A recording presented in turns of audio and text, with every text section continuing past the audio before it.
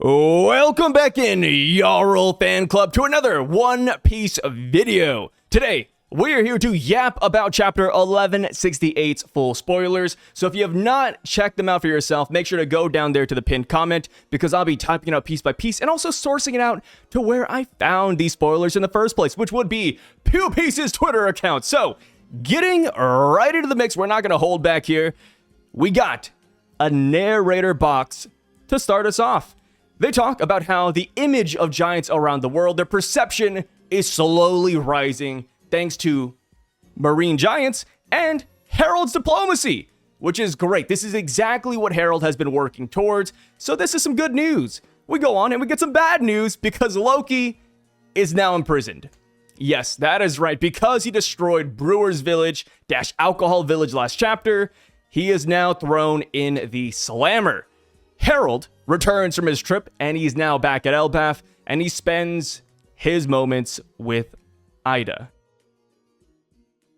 Ida asked him, will Elbaf soon become one with the world? Harald responds and says, that's right, Ida. Soon, Elbaf will be connected with the world, and we can go on adventures just like the old days. Ida says, fantastic, I can't wait. Harald says, neither can I. Ida then reaches out her hand to hold Harald's, and she dies on the spot. Bro, that is crazy. You know, Oda, when it comes to killing off these characters in the saddest ways possible, he just keeps on hitting the mark. We see that on the day Ida died, it was snowing very heavily. It's like a paid actor, man. It's like the rain whenever Zebek died, right? Like, oh, of course you're coming now when everybody's dying, brother. So we see Harald and Hyrden there crying at Ida's bedside, whereas Loki was sitting in silence because he was in jail. We then cut over. We're now a year into the future, 14 years in the past still. Shanks has disappeared. He was supposed to become a Knight of God. He was supposed to get an upgrade, but he's just nowhere to be found. I wonder where he went. I'm assuming he's skipping on purpose. A lot of people are saying, he's out there fighting Mihawk, which is a fun idea, right? Oh, imagine that. The reason Shanks doesn't become a Knight of God is because Mihawk is stalling him. Or, ooh, he's hanging out with Luffy. We're not too sure, but we can just kind of assume that Shanks doesn't want to upgrade his deep sea contract with Imu because of what happens later in this chapter, which we'll get to here in a second. So, because Shanks was MIA, Harald, who was next in line to become a Knight of God, gets the promotion instead. The Gorsei invites him to the empty throne room, and Harald is like, hey, once Elbaf becomes a part of the world government, which should be, after he gets his promotion, I want to step down as king. I do not want to be king anymore. I want to give it to somebody young, innocent, and pure. Harald has no clue. Dude, Harald, he has the greatest of intentions, but my god, does he not have a clue what the world government actually wants. Imu steps in and he says, hey. That right there, Harald, is something that Mu will decide. Harald is shocked. He's flabbergasted that somebody can be seen sitting on the empty throne. Harald says, wait, what? Why is somebody up there? Which is kind of crazy when you really contextualize this, because Harald and Rox, they've been friends for a long time, literally decades.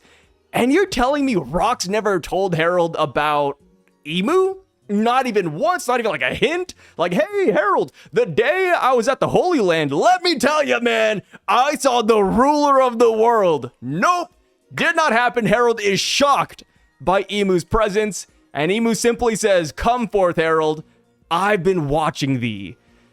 We then hear a huge scream resounding throughout the castle, and it's coming from Harald. And that is because Imu gave Harald a promotion. Harald now has the Depths Covenant mark, the same mark that we saw on Killingham's armband, which I do think is notable. People have been saying that since this mark is now shown as tier 2, that tier 3 is what St. Somers has, the giant arm sleeve.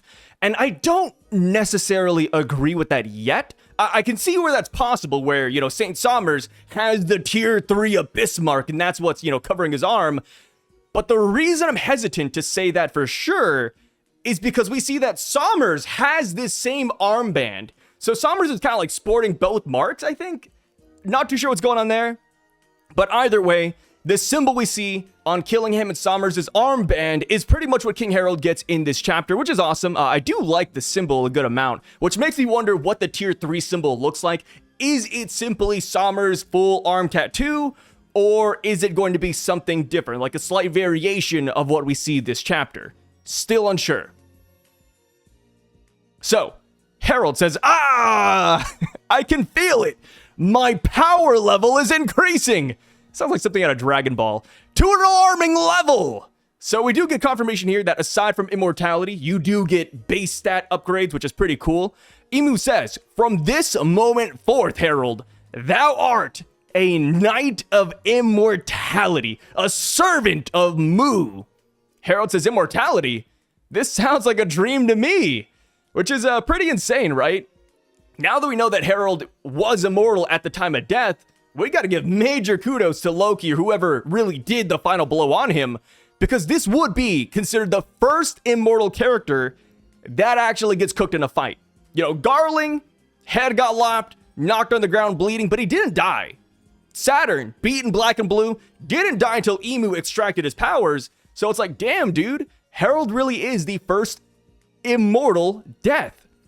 Imu goes on, and he says, hey, Harald, craft a pentagram in Aura's castle as a mark for the bond between us. And later, after the completion of Mu's final order, that I'll give to you at a later date, the fruition of your hard work will finally be realized. Elbaf will be allowed to join the world government.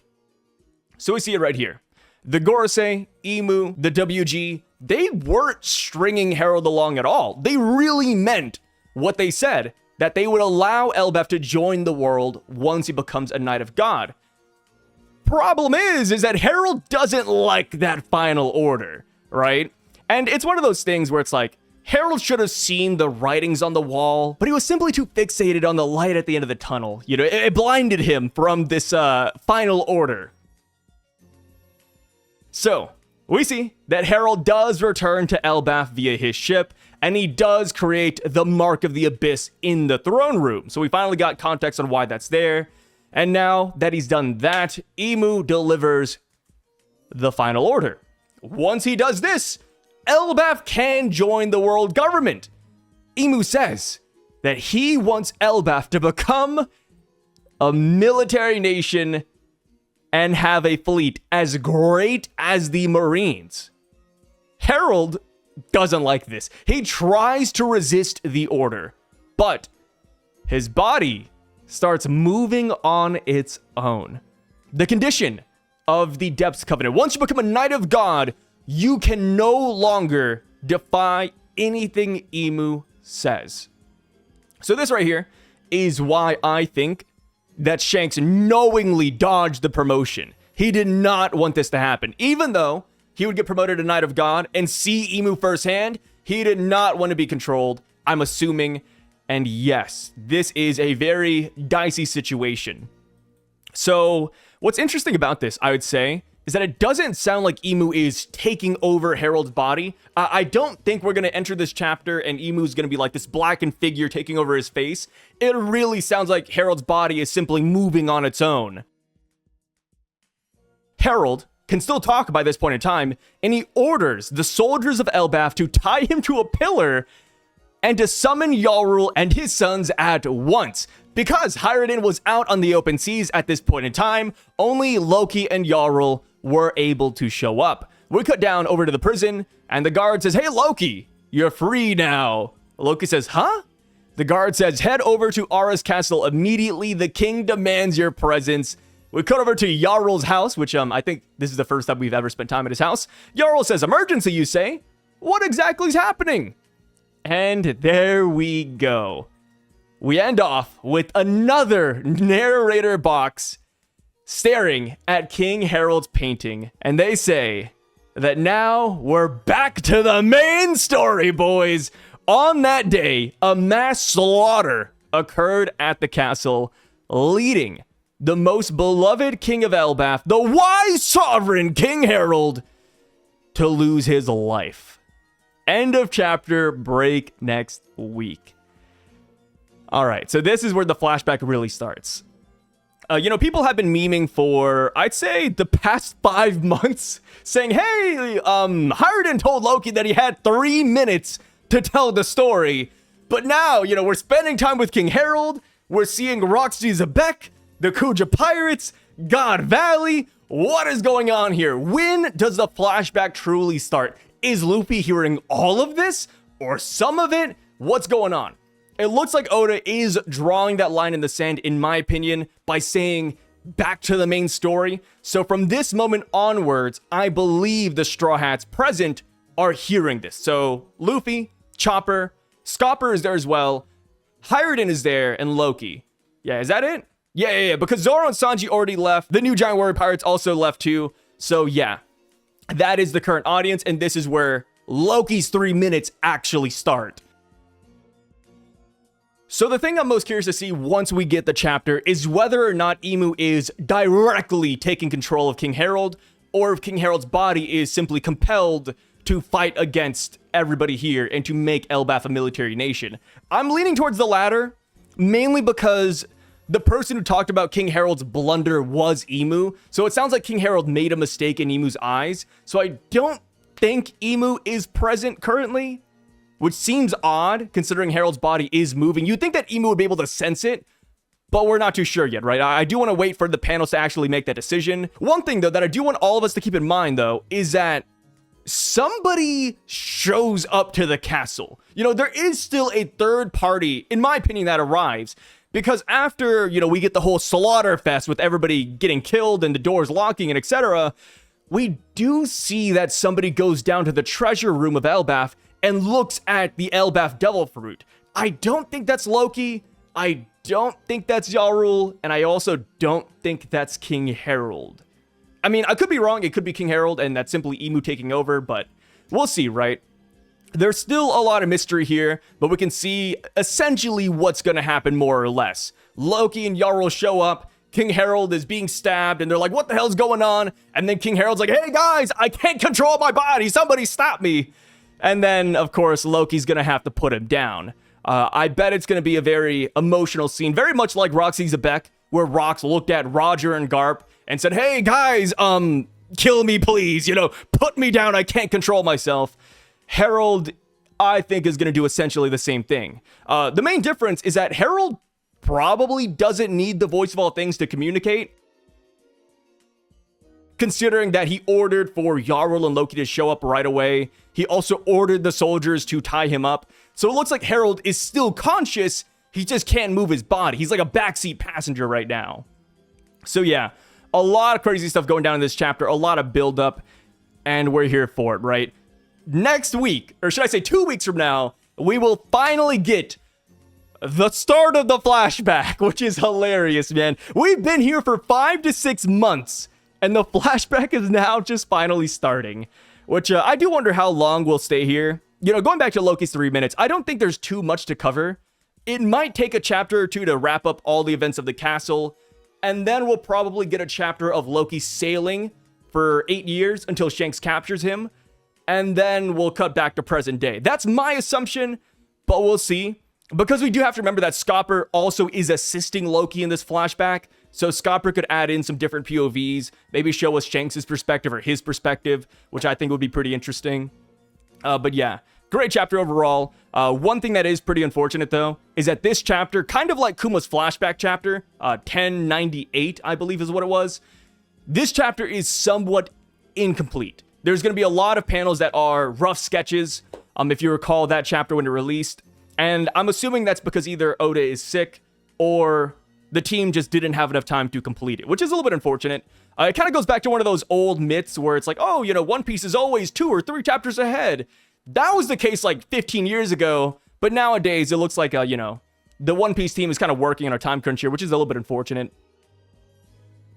Speaking of One Piece outside of the chapter, though, the One Piece website also just updated the Wit Studio remake gallery, and they included new images as to what the remake will look like, and that is leading a lot of people to believe that come Jump Festa 2026, which should be taking place in like, I think 3 or 4 weeks, we will probably get a Wit Studio remake trailer for One Piece, which I think would be pretty exciting. Hopefully it releases in 2026, because let's be real here. We've been waiting for a good minute for any news at all, and it's been radio silence for the past 2 years ever since they announced that dang remake. So yeah, you're goddamn right. I'm excited for that, brother. But anyways, thank you guys so much for stopping by, checking out this video, and sticking all the way through until the end. It really means a lot.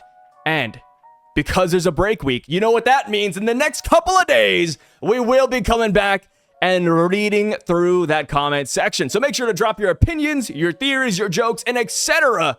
down below, because we will be back sooner than later. Peace out and stay safe, brothers. Also, gotta shield myself, but if you have the time, please check out my gaming channel here on the side over at Psyduck, SYVDUCK. I stream on Twitch, and I also post my VODs on YouTube. And of course, I have an anime reaction channel right up here called Somnus Reacts, where I watch One Piece and One Punch Man, and soon to be Frieren and JJK. And that's it, right? Yeah, that's it. That's all I gotta plug. Anyways, catch you guys later. Stay safe.